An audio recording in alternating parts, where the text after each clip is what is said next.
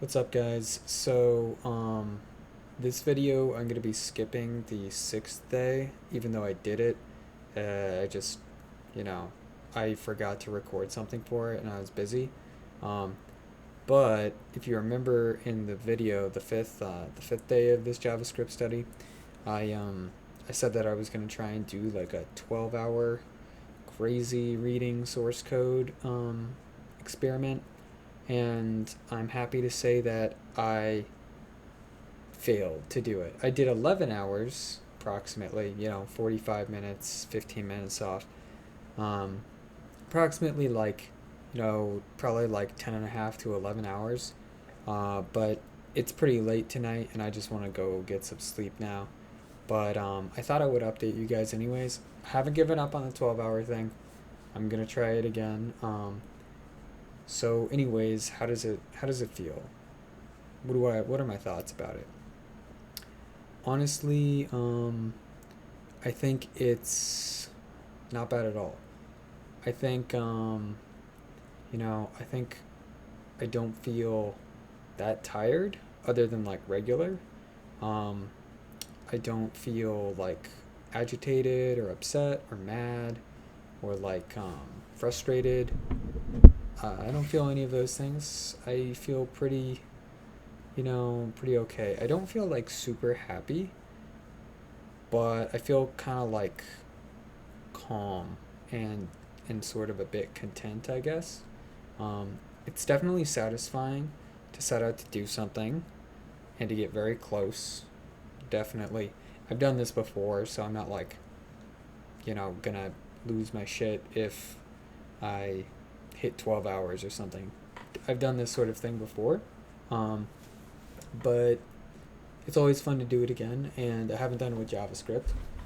And I feel like today has been a whirlwind of information, but there have been a lot of great things that have happened. I added a bunch of new repos. I asked myself this question over and over again. It's like, how am I going to really learn this? What am I even trying to learn? Because I kind of got lost in the weeds a bit. I was thinking about, should I be reading Node.js code? And I realized like I'm not trying to use JavaScript to make backend servers, right? So I don't need to read JavaScript code, although I could. That's doing like HTTPS connections, opening sockets, talking to databases, blah blah blah blah blah blah blah blah blah. So it's like what I'm really using JavaScript for is rendering DOM HTML, React front end. Typically what you think of front end stuff. And I needed to find more examples of that.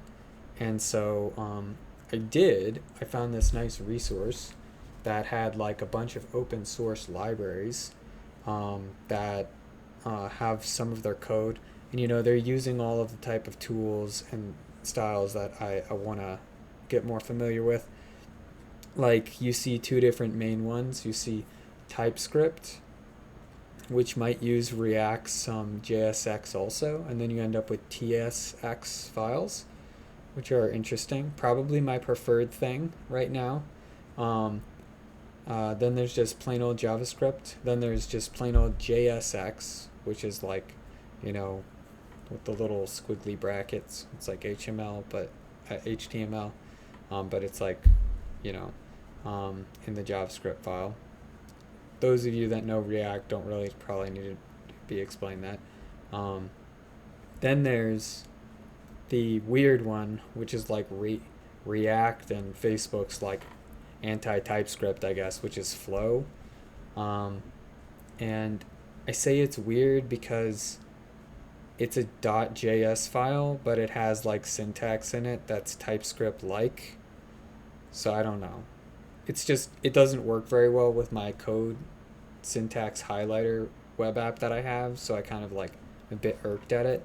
But it doesn't really matter. It's doing a very similar thing that TypeScript is doing. And I'm okay with that. I just wish it was syntax highlighted better on my end. Uh, so, and because it doesn't have a file extension that's different, it's quite hard to detect. You would have to do like extra stuff, like reading the top of a file before it's just kind of annoying. But anyways, yeah. So I added a bunch of these new libraries and I started reading through some of them, and I'm still a little bit, I'm not sure how I'm gonna do it. I'm not sure how I'm going to become the programmer that I want to be, or um, but I have faith. I've talked to you guys about this before about reading source code, and you definitely get tested when you read source code because you're not creating anything, right? And I think for a lot of people, if they're not being active, me included, and they're not producing something, at some point in time, they ask themselves, what are they really doing? Are they being productive? They have a little bit of doubt, I suppose. Um, but I understand at this point in time that, like, it's like seasonal, you know? You can see it like crops or something. Sometimes it rains and the crops are seeds in the ground. And then later they come out of the ground, and then it's the season of the harvest. And writing code to me feels like the season of the harvest, and preparing yourself by learning as much as you can seems like some of the other seasons, right? Where it's like, and some people are really uncomfortable with the other seasons. I'm pretty comfortable with it. But, I enjoy harvesting stuff too. But I'm going to make it through this. I'm going to get through all 30 days of this. And I'm going to have some other crazy 12-hour ones. And it's going to be interesting. My favorite thing about this stuff is I never quite know what I'm going to think or feel. Like on day 30, I'm like, how am I going to actually feel? I don't know. That's what's kind of exciting about it though too.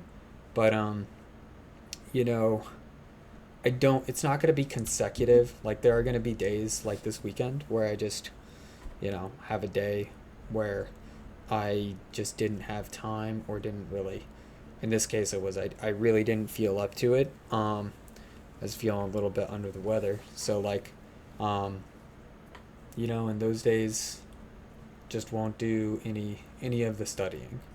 But most of the days, probably 6 out of 7 days a week, or 7 out of 7, depending on how it goes, I'm going to probably be like,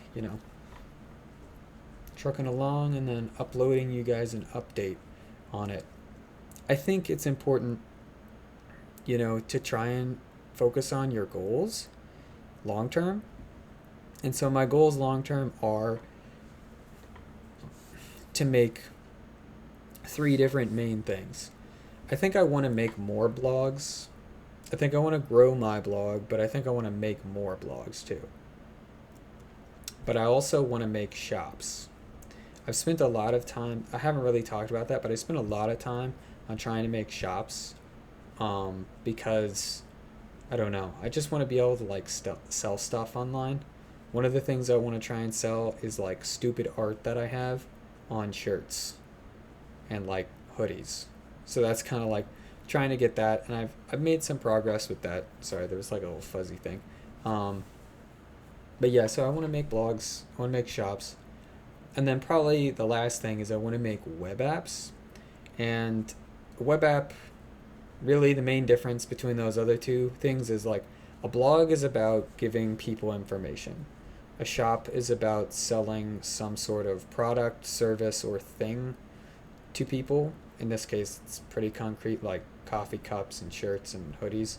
A web app is basically allowing people to go on the internet to a specific place and get a service. I mean, I guess it's pretty similar to the shop. Like a web app, you can, and my web app would have basically a purchased option, like a lot of web apps have. And in that case, it would be a service that's purchased. But it's different than the blog and the shop in terms of its core functionality is not so much about the payment processing or the presentation of the information. It's more about some extra thing. And some of the different web apps I have has ideas are like, you know, I'm working on like a chat app type thing. Um, that's kind of probably the main one right now. But there are some other ones I can think of. There's some hybrids too. Like I want to make this thing, which is the premise of it is the premise of this idea is fuck Steam. And what do I mean by that? I mean fuck Steam's pay cut that it takes out of every developer's, like video game developers stuff, right?